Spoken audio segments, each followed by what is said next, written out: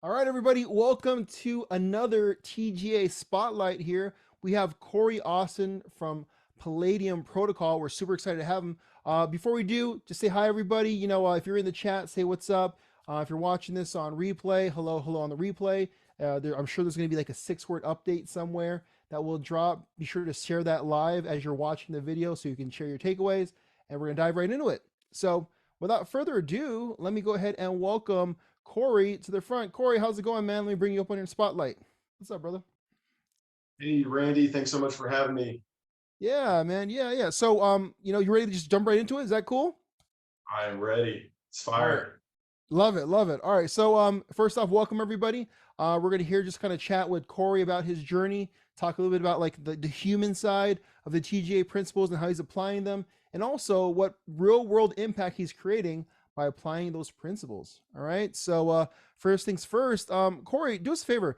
In fact, before I get into there, quick disclaimer, everybody. What we're going to discuss today is not financial advice, right? It's meant to be just for educational purposes only. So with anything that you take a look at, make sure you do your own research, right? You will not be held liable for any decisions you make. So I want to state that up front. All right. So without further ado, Corey, do us this favor. Give us a brief background on yourself so we can kind of just understand who Corey Austin is. All right. Okay. Oh gosh. So I'm gonna start you a little bit early. As early as I can possibly remember, have been obsessed, enamored with surfing and designing houses, designing anything for that matter.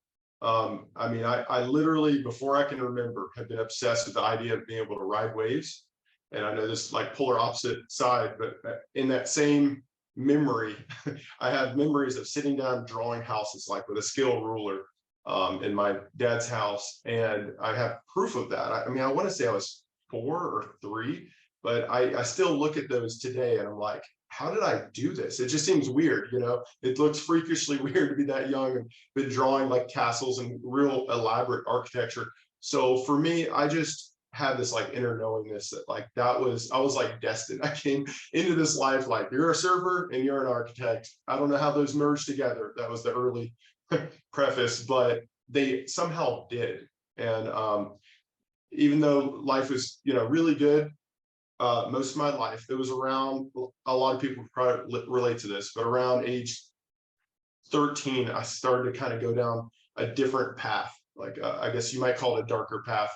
And I did, refound myself. It was all part of the journey. But along with that experience came a super high appreciation, like gratitude for life. Just the fact that I'm even here in the first place. But then being able to see like both sides of the spectrum, total light, total dark, and back to on the brighter path again, I think has just inspired me to really push life to its full potential.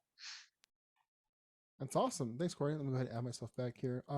Yeah, I can appreciate that, right? Like, life's twists and turns. And the cool thing is all your journeys, all your story, right? So thanks for sharing that. Surfer and architect. That's an awesome combo. All right, so let's do this. That's a brief background on yourself. You surf, you do architecture. I understand you also you also own a architectural firm. Is that correct? Right. So I guess left that part off. So now it's made a full circle. I live in Kauai, about a couple steps away from the beach, one of my favorite surf spots on the planet. That consists of my recreational life, a beautiful family. We live the typical Hawaii beach life. But on my career side, I design houses and I call them like passion niche developments, if you will. They're like special types of communities that are based around passionate things such as surf pools, air park communities, racetrack communities. There's like a list of ones I'll go into later, but that's kind of how my life has played out. It's like I knew I was destined for something like this early in life, but I just never knew how it's all going to connect. And now I feel like the picture is way more clear. I feel like I know the direction I'm going in, and it's been validated by all the different experiences I've had up until this point. Awesome. Thanks for that. Thanks for that additional context on that, man. Appreciate that. Racetrack community. That's that's awesome. I'm sure I'll we'll go into that elaborate later. on that more Cool, cool. later. Um, all right, so let's do this. How was your life? So we'll dive right into it. Like, prior to like finding out about the TGA principles, CCA principles, meet Nick and that sort of thing, that they got going on. Um, how did you like? How was your life prior to that? And then like also bring us to the story about how you came upon TGA, so we can kind of get like your journey up until this point, right? Right, right. Yeah, I want to be honest. So before finding the Guardian Academy, my life wasn't a lot different. And the reason is because and whatever, I follow another path that's very similar in the principles that they teach. And so it's almost like when I found the Guardian Academy, it was like I felt at home. It was like, oh, they're speaking the same language, different words, same message. And one of the ones that really resonated for me was like finding ways to better ourselves, to become the best person we can so that we can help serve others. And I was seeing that manifest in so many different ways. One of them was the how the Wolf Den and Joe Polish with Artists for Addicts were all using Web3 to change the conversation around addiction, which obviously I could resonate with because that was the path that when I talked about that dark path. I'm not sure if I mentioned this, but it was like a 10-year splurge of addiction. Splurge. It's a weird way to describe it. But anyway, it was a 10-year run of addiction that I was able to turn a new leaf on. But since then, I've become really passionate about helping others find that like hope and see that there is a way. And it's not always how it's defined in a book. And I've always said, like, you can't help others without having experienced it yourself. I guess that's an opinion, but like in my experience, you can't just read a book and be like, okay, now I'm a pro golfer. Now I'm going to go teach people how to be pro golfers too. It's like you have to actually experience that and know, like, to the pit of your being, like what that is like in order to be able to relay those experiences in a way so other people can, one, identify and relate, and then two, just like have this certain techniques that helped you that maybe you can pass on. So because of that reason, I'm not sure if I'm going off on a total tangent here, but because of that, like in my personal life, I wrote a book that I'm in the process of publishing called The Sea of Diamonds, that kind of, and this does tie together with everything. The Sea of Diamonds for me is based on a principle, a universal principle, similar to some of the ones that we talk about in the Guardian Academy. That the principle comes down to the idea of every event, person, place, and thing is all connected. It's like you do one thing here, it has a ripple effect that covers the whole board. And anybody, I think the most relatable way to describe that anybody can think about this, like where you are today is the sum of the byproduct, I guess, of every single thing that's ever happened to you. And you can trace it back. You're like, oh, well, I'm here, living here, married to this person, going to this workplace, whatever, because I met this person in this place. And if that hadn't happened, this wouldn't happen. You could trace it all the way back to its root. And that for me was something that really intrigued me because I wouldn't be where I am today in life, and I wouldn't have had the experiences and the same appreciation for life, which is worth more than all that put together, if it weren't for this, this, and this. So the book is called Sea of Diamonds, about the connecting of different events that like lead us on that journey to, the experience that we call life. And so that for me ties together with, it's like, how did I take the principles of TGA and apply them to my own life? That's the whole thing. It's not just read about it and learn about it. It's like actually apply this, become experienced, and know it so that you can experience what I sometimes say, like believing and knowing are a world of difference. It's like just believing it because you read it in a book and like there's this guy or spec that said it, is a world of difference away from knowing it because you experience it. And so now when you tell people about it, you exude that energy, that contagious like energy that people just, oh, he knows, because it's actually like you can just feel it. And so I basically wrote a book about how all those things connect together in my life and then led me to where I am today with Palladium. Sorry, I'm jumping ahead of myself. Let me slow down. You want to say anything yet? No, that's great. I love it. It's true, right? Like, we're the sum of all of our experiences, and I think it's beautiful that you mentioned that book because I'm honestly my thought. Do this, Corey. So as we get into there, because we're gonna jump into what you're about to talk about here in a moment. But how did you like? Maybe you covered it a bit. How did you meet like Nick? How did you get to TGA? Like, how did you find out about them, and that in order for us to kind of get caught up to where you're at today? Right. Pedram was actually, many of you know him as PD, was my gateway to all of that. He was instrumental in,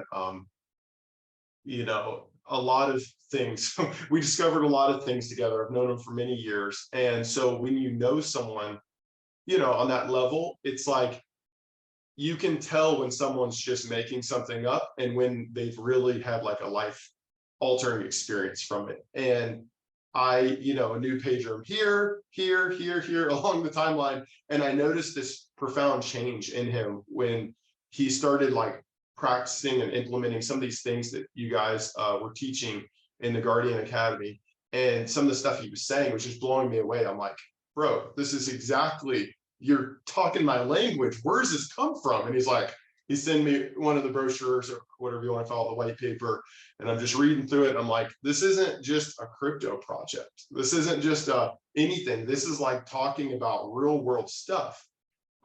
It's like one of the things I really resonated with, not to get too off topic, but was about the whole concept around money. And whether you consider that like fiat or crypto or NFTs, it just doesn't matter. It's like I had an awakening or an epiphany, if you will, about how money just is a number. It doesn't matter. It only matters at a certain point. But after that point, it no longer matters. It's just a tool. And I love money. I'm not one of those, oh, I'm going to go hibernate and meditate for months and not worry about money. It's like, but money buys, well, several things: time, money, and freedom. Everyone thinks those three things can't coexist together, but it's quite the opposite.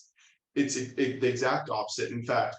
And the fact is that after you have a certain amount, it no longer matters anymore. So at that point, you start questioning things in your life. You're like, what am I doing? What is this life thing all about? Really, it's like, okay, I have enough of this to do whatever I want, have all the time, money, and freedom in the world. Now, what do I do? What does that afford me? So if you're not like taking it and finding, not to judge anyone, but for me, it was like, if I'm not taking this extra money that I don't have a purpose for and repurposing it in a place that I can leverage that in order to help others in whatever way, whether it's publishing a book or like creating a Palladium protocol or something like that that finds a way to help others, or like Nick and Joe Policy are doing with all the addiction NFT collections and stuff. If you're not doing something like that with that extra money, then what is the purpose? And so when I came in via Pedram, the gateway, met Nick and some of the other people, I resonated right off the bat. It was like, these people get it. They get that after a certain amount of money, there's nothing you can do with it. You have to not just give it away, but find some way to like put it to use. So anyway, that was one of the major things that really just, I was like, I'm sold. Whatever, just tell me what to do with my money. I will give it to you. I trust it's going to a good place. That's great, man. That's great. And obviously, we're not advocating to just, be his Yeah, trust. yeah, absolutely. But Corey, he has a relationship with Pedro, so that makes sense. That makes sense. Yeah, Yeah, I mean, it's what they say, right? Money doesn't create per se a person. It amplifies a person's, it amplifies who they are. It amplifies character. And so that just goes to show that, like, as you guys are talking about, as you're talking about what you would do with a abundance of that resource, help other people. It just shows like how your heart is. So I appreciate that, Corey. I appreciate that. Um, cool. So with that said, so now Pedram, you guys are in different stages of your life. You've done different things. He talked to you a little bit about what TGA was doing. You're like, oh, this is awesome. I vibe with it. So now we're here of you discovering TGA. And the cool thing is it aligns with all the principles that you are kind of vibing with already, right? So there's some alignment there. And so, so let me ask you this, um, you know, and I kind of know, but how has your life been after finding TGA? And maybe you already knew the principles, but applying some of the principles you've relearned or rediscovered through it. Like what's changed? What have you created? Right. Well, I think a big part of it is also having those connections with other people who are in a similar spot, like-minded people who you can resonate with. And I think that there's a lot of power to that. Just implementing the principles on my own is it's awesome, but having people to share that with and be like things, I don't want to use the word magical, but magical things just start to like come into your life when you start implementing these, I'll call them universal principles, but they're the same ones that TGA teaches. And life just looks really, really good when you put on this new set of glasses where it's like nothing in the world's actually changed. What's changed is within us, because we've acquired the tools to learn how to deal with life on life's terms.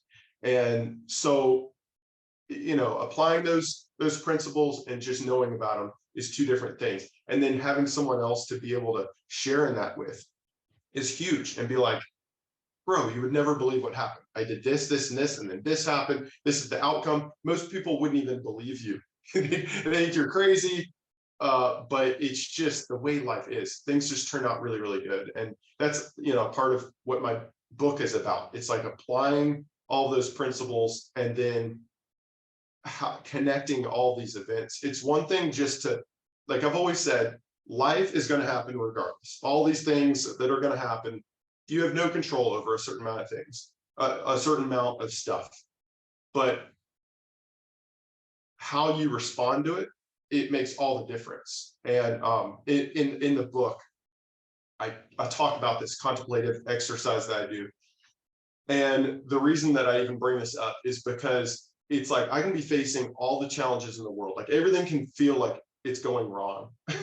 Or it's just like, how am I going to get through this? Sometimes everything's good, but we always have both sides of that spectrum. And I can go into this contemplative exercise that I do. And I come out of it, and it's like this huge weight has been lifted off my chest. It's like the world literally looks different. Like you just put on a new set of glasses, you're listening to the hippest tunes, you like have this really good tasting bubble gum in your mouth, just everything, all of your perceptions have changed, all of your senses have been amplified. And you're like, life is just amazing. When the song, your magic song is on and everything's just lining up perfectly. And so when I come out of I call it my spiritual exercise. When I come out of that, it's like everything is in tune, like a tuning fork, an instrument that just got tuned, and everything lines up perfectly. And it's like, what actually changed? The proof to me is what changed. Nothing in the world changed. I didn't change anyone or anything else. What changed is within me. And that is what, I use the spiritual exercise that I was talking about, but I use a bunch of others that are all very in sync with everything that's taught via TGA. And so it's like, that's the big answer. It's like, what changed? Nothing. Us. Yeah, I love that. I love that. Okay, cool. So now, so that actually leads right into the next question, Corey. Is that so you apply these things to your life. Give for the people watching, can you give them maybe one or two high impact principles that you've applied in your life and how you've applied them, so they can kind of like take this and then bring it into their real life, right? Yeah. So, I mean, I guess a couple ways that I've been applying the principles to my life, which I already said, like the one that I resonated with the most is finding ways to better ourselves so we can help others. The one in my personal life, obviously, that I've been working on a lot is writing that book, which has been quite the journey. It's like you learn stuff about yourself that you never would realize even exists. And then finding a way to like make that relatable for other people. A way that I've been doing that outside of my personal life, like outside the book, is through something, that we're calling Palladium Protocol. And I've always said, it's like, you can't just decide like, hey, I want to do, like, this is my goal, I want to be a good person and do this or do that. Not say that I am that person, but just saying you can't create goals, in my opinion, and just set them on a time clock. Like, okay, from 5 till 8 the next morning, I'm going to be focusing on this. But the whole time I'm at work, I'm just getting paid, I'm going to do this. It's like, there's no divide. It's all one experience. And so what I decided is, why don't I leverage all the resources at my disposal in order to continue that mission, even while I'm getting paid, like during the day, instead of stopping the clock. And so the idea behind Palladium is, well, I'll simplify it. So I saw these two different parties that all had something that the other one won. And I'm like in between the two. I wish I could draw a diagram as I'm talking, but like, imagine a rectangle, right? And right here is a triangle, it's group one. These are people, friends, family, friends of family, just people in general that I saw who really wanted to take part in something bigger. Oftentimes that can manifest in form of like a real estate development or something that's like changing the world, not just a bunch of stick built houses, but like something cool, which comes back to the passion niche developments that I'll go into in a minute. So they really want to be a part of this, and they're willing to help, but they just don't know how, other than what they have available. And oftentimes that's capital. They're like, hey, I have plenty of this, I just don't know how to apply it in a way that can help serve any good.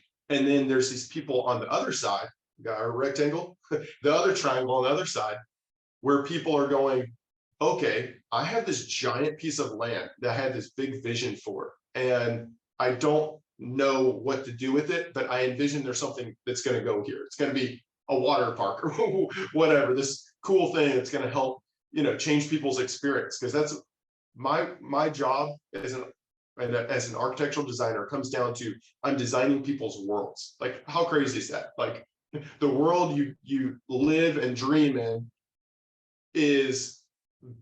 it was designed by somebody. It's like, I want to be a part of that, where you design cool stuff that makes the world cooler, just not a bunch of track homes. So basically, I have this category over here of, say, group two, people that have a bunch of land, they don't know what to do with it. People over here that have capital and sometimes other things, and they just don't know where to apply it. And then in the middle, this big triangle that connects the two, the little divide, is everything I already do. It's like, I own a design build company. I specialize in these passion niche developments, which is, you're not going to be able to Google that. I literally made it up because I don't know the other word. I don't know another word to call it. But it's like, when you take a piece of land that's otherwise worthless, it's like in the middle of nowhere, the desert of Nevada or Arizona or Wyoming or Colorado or whatever, and nobody wants it because it's in the middle of nowhere, but it has this beautiful mountain view, the little babbling brook or stream in the background. People can go fly fishing, and then there, over here, there's like this perfect area to put a surf pool, and over here there's 30 acres to put a really cool racetrack. So what we're doing is tapping into this like passion, these passions that people hold, which I can relate to as a surfer. I'm a very passionate surfer. I haven't always had the luxury of living like on the beach, basically. And so I remember what it's like to be so passionate about something that you can't even partake in. If someone dropped a wave pool somewhere, a surf pool, like in the middle of, Atlanta, where I used to live, and then put houses around it, if I had the money, I would pay. That's not something you can put a price on, because you're buying the experience. And that's what it all comes down to. You're not buying a house, you're buying the experience. I get to live on a wave that I can go surf anytime I want, that's been humanly perfected, a freak of technology. So that's what I can relate to. And then I started tapping into these other niches. One of them is one of my favorites. We're probably almost out of time, or I'd share my screen, but one of them is basically, we put a runway down in a field in the middle of nowhere. Say it's $5 to $7 million runway. We bought the land for $1,000 an acre per se. And suddenly we start putting houses up on either side of these runway, really nice houses, so that people can land their jet. People with private jets can land their jet and pull right in their hangar, which is attached to their house. Just the same way as you and I like pull into our garage, and we can drive to the beach or the mountains, or, you know, places within an hour or two. They can be anywhere they want in the country within a couple hours and then back. And so we started placing these things all over the place. We're like, oh, here's a cheap piece of land. Nobody wants it. You put a runway down for a couple million. You got the piece of property for a couple $100,000 sometimes. And then, you know, so say all in all, maybe each lot's $1,500. You want to take a random stab at like how much each one of those half acres is worth after we put a runway in? How much, Corey? How much? Oh, come on. Between $500,000 and $1 million. So you're like, it's just stupid. Like most people wouldn't even believe it.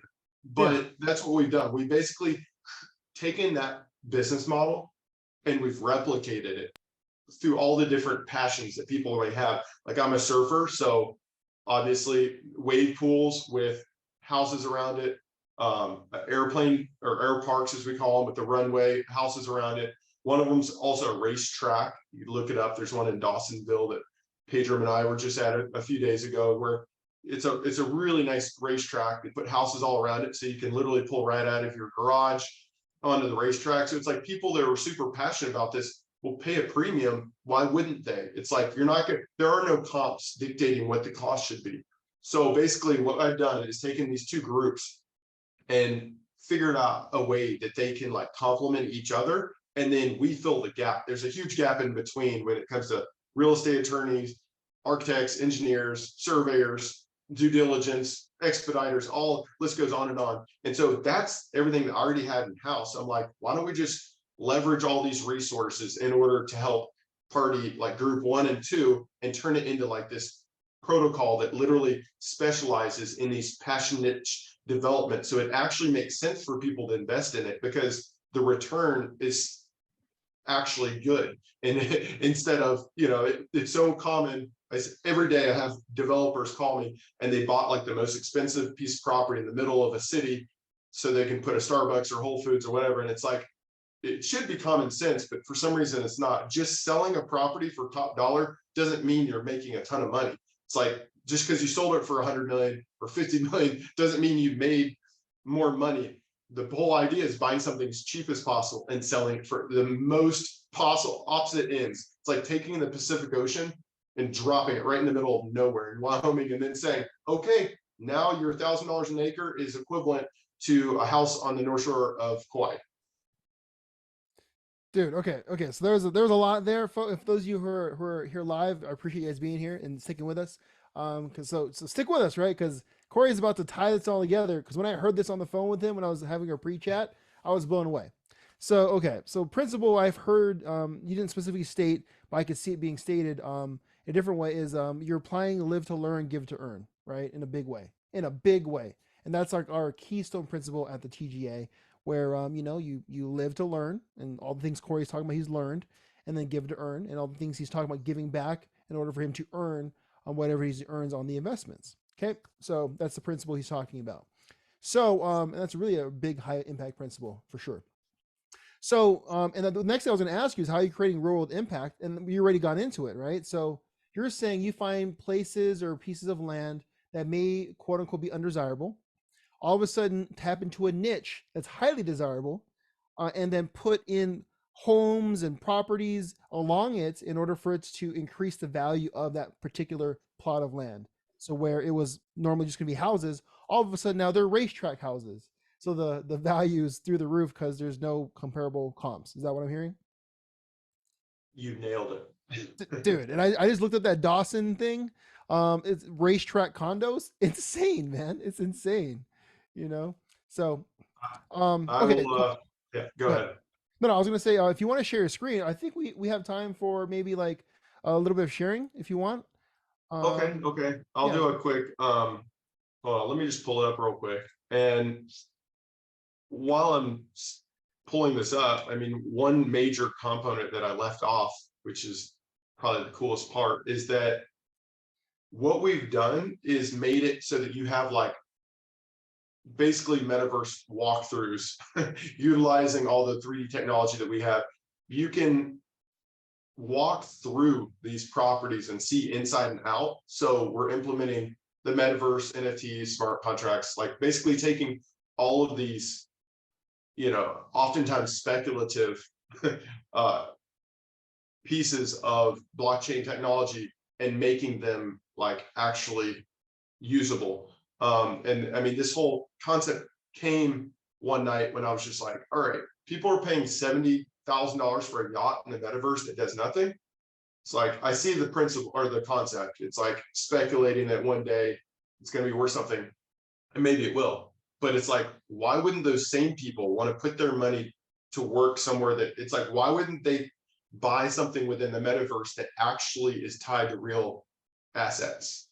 So that's the whole concept behind it. And so you have group A and group 1 and 2 that I was talking about. Well, group 1 are people with capital, and they'd be glad to stick it somewhere. They want to be a part of it, but it's like, how do they even know where it's going? I don't want to just give a bunch of money to a New York hedge fund guy who's like going to stick it somewhere that we don't know where and then give me 3% return per year or whatever. But it's like, to be able to actually peruse the metaverse for the desirable property that fits my, that lights up for me. Like obviously mine would be on the side of a surf pool or on the beach somewhere, but others are going to be like, I'm a pilot, I'm a golfer, I love horses. There's a bar of horse communities where they have like a community barn and a bunch of houses around that.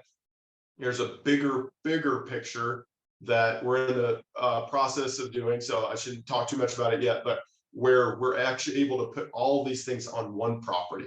So it's just like the ultimate adult, Disney World, if you will. And so, you can fly in on your jet on the runway, park at one of your airplane hangar homes. The kids zip over here to the go-kart track. You can go race your car. The other kid goes and surfs. Your wife goes to the spa, or husband, and then afterwards you all meet for happy hour at the saloon. Coolest concept ever. Well, how do you ever sell it to somebody? Most people are just going to think you're crazy, when we're actually not, because we're doing this every day anyway, just on different locations. So the whole idea is we draw it within the metaverse where people can actually walk through it and see it and actually experience it as close as you can get to experiencing it.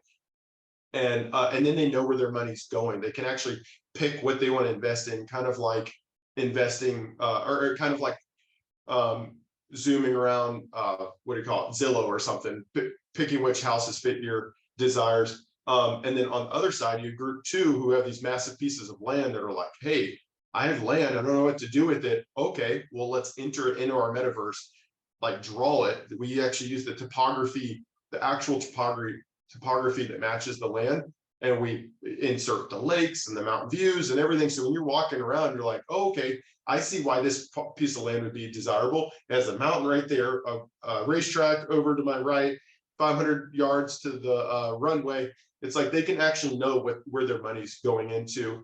And then the people with the property can showcase their land, and so that the two can partner up and know like who's bringing what to the table. It's totally transparent because it's on the blockchain. Okay. Well, No, I love that. I love, and so what I would love to do is have you do this, right? Because now I feel like the cool thing is we're starting to tease at what everything is, right? There's a whole bunch of hints you've been dropping, a whole bunch of context clues.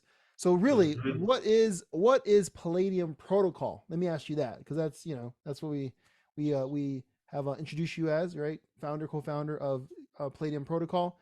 So how does this all tie in to that, and how does it tie into the blockchain?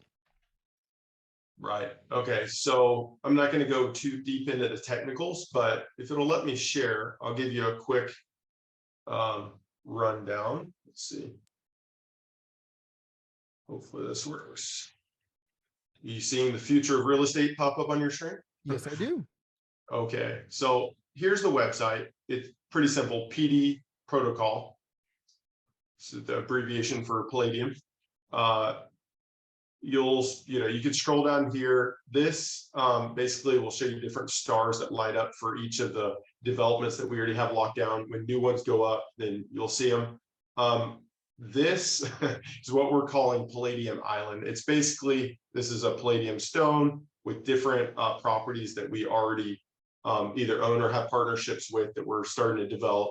So you can check out each one of them. There's a white paper that explains everything, so it'd be way more clear than me trying to go through it all on this call. But if you just click right here, see,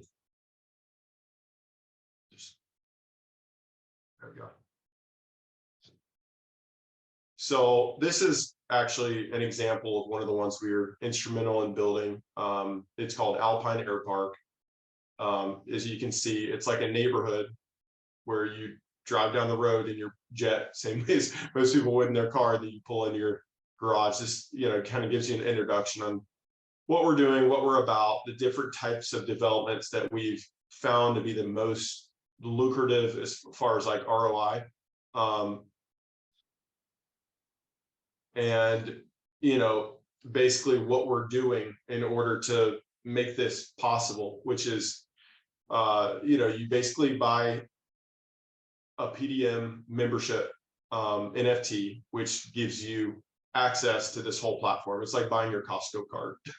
Once you're in there, you have access to all these properties. You'll see kind of like an aerial map where you can click on each one, see what it has to offer. This is like the racetrack. This is a wave pool, air ranch, like this is see right here, it says before and after. So once you're in there, you can choose which ones you want to invest in individually, or if you have a piece of land and you want to be on the flip side of it and propose that we help develop your land and other people can help fund your project.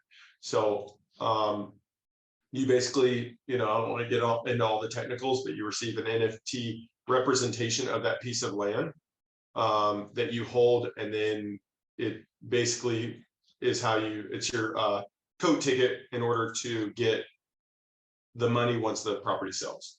And so this down here is kind of like, it lasts 50 pages or so, are different examples of ones that we've done.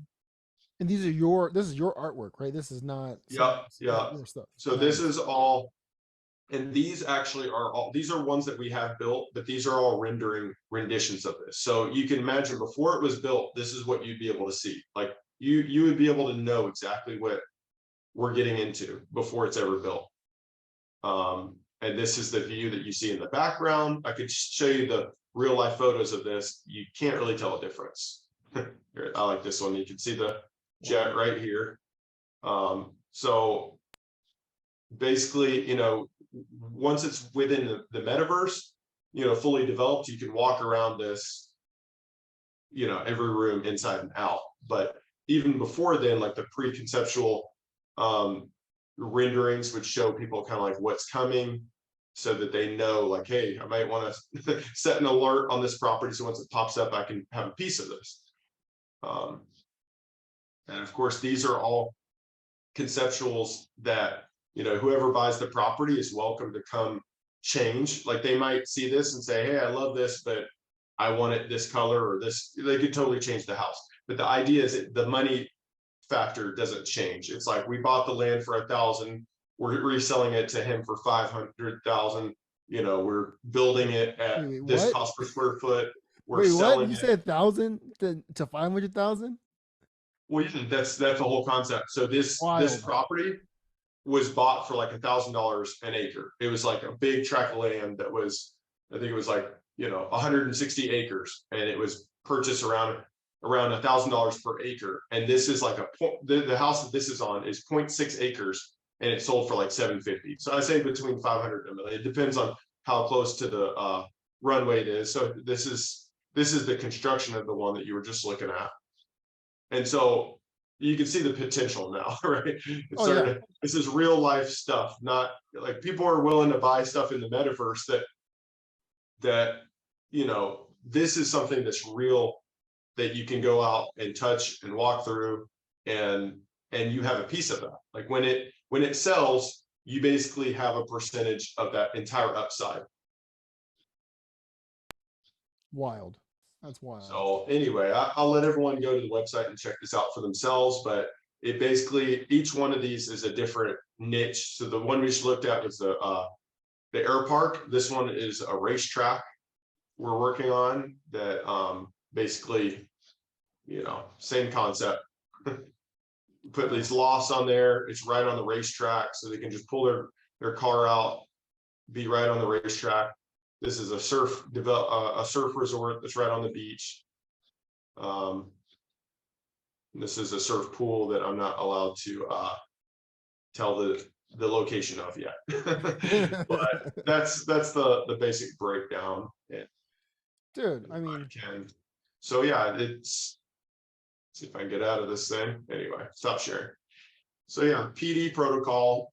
You can go there. I think the most important thing, some people will connect with this and some people won't. But if you're at all interested, I encourage you, just if it lights up for you, go to the website and just subscribe. It's real easy. You just go to PD protocol and you'll see a big button just to put your email in. I assure you, we don't bombard you with emails, but it basically gives you updates when things are coming. And you'll be the first to know like when it becomes public, which is supposed to be in about 30 days. So there's about 2,000 membership NFTs that'll be released. So, if you're interested, that'll allow you to be like the first in on that, basically like a pre-sale.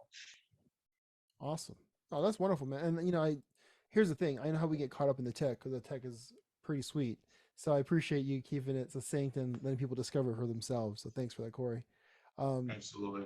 yeah, as we come to the end of this call, is there anything else that you'd like to kind of just share and help us wrap up with? Any takeaways or anything? Any I guess words of wisdom you want to just kind of impart on us before we get going here? Words of wisdom. I mean, the only thing I've always tried to live by is just doing what you love. I used to be really good friends with a guy that owned a giant taxi company, and if you've seen a yellow cab driving around, then you probably know who he is, or what company I'm talking about. But he made more money than God, and he just told me one day, he was like, Corey, if you ever have to use an alarm clock in the morning, you're wasting your life. And I literally remember a tear coming in his eye as he's telling me this. He was like, if you need an alarm clock, if you don't bust out of bed in the morning because whatever you're doing in life doesn't just excite you more than anything, then you're wasting your life. Do something that you love. Do something that you're passionate about. That excitement and that passion is just going to flood and become contagious to anyone around you within a 10-mile radius. And that's the stuff that's going to change the world. If you're not doing something that you love, it's always going to be like you're working. If you do something you love, whether you're working or not, it's never work. The money is just the byproduct. Do something that you love, that's helping other people, whatever it is that lights up for you, and just keep your eye on the big goal. Whatever happens in the background is just, you can't do all those things and not make money. So just forget about the money concept. Another guy, last thing I'll say, another guy that I really respect, it was like kind of a mentor early on. He told me, someone told him the first $1 million you ever make will be the hardest one. But after that, the 2 million is the easiest one. So he was like, oh, it's easy. I just went for 2 million because he said that was the easy one. So he was like, I hit 1 million, just flew by it. Didn't even realize I had 1 million because my goal was set so much bigger. And I think that kind of ties together with the whole principle of, keep your eye on the big picture. Like, what is this doing to change the world or to help others or whatever it is that's your goal? Maybe that's not your goal, but that's mine. And so it's like, keep your eye on that and the money will take care of itself. You won't feel like you're waking up dreading your life every day. It's like you're going to do something that makes you happy. You do whether someone is paying you or not. Dude, I really appreciate that. Especially the thing about the alarm clock. That's pretty cool, Corey. That's pretty cool, man. More alarm clocks, Randy. Well, hey, listen. I want to just thank you, Corey, for sharing with us. I know there's a lot to pack in within 45 minutes, so thank you for doing so. I'm really excited for Palladium Protocol to officially launch and be out there. So thanks for sharing with us, man. I really appreciate that. Oh, thank you. And thank you for everything you guys have done to help support Nick and Pedram and Randy and everybody. Super grateful for everything. Right on, Corey. Thanks so much, man. So, with that said, folks, thanks for joining us here inside of our TGA Spotlights. Another one down. We'll have more scheduled, so thanks for being here. Just keep a lookout on the Discord or the Twitter for some of those announcements. Thank you again to Corey Austin of Palladium Protocol for sharing with us some of that cool stuff that he's developing, what he's taken from the TGA principles and applied it to the real world, especially the concept of live to learn, give to earn. I thought it was really awesome and really insightful. And with that said, everybody, thanks for being here. We'll put the replay up as soon as it's done rendering. So thank you very much. See you guys later. Bye bye.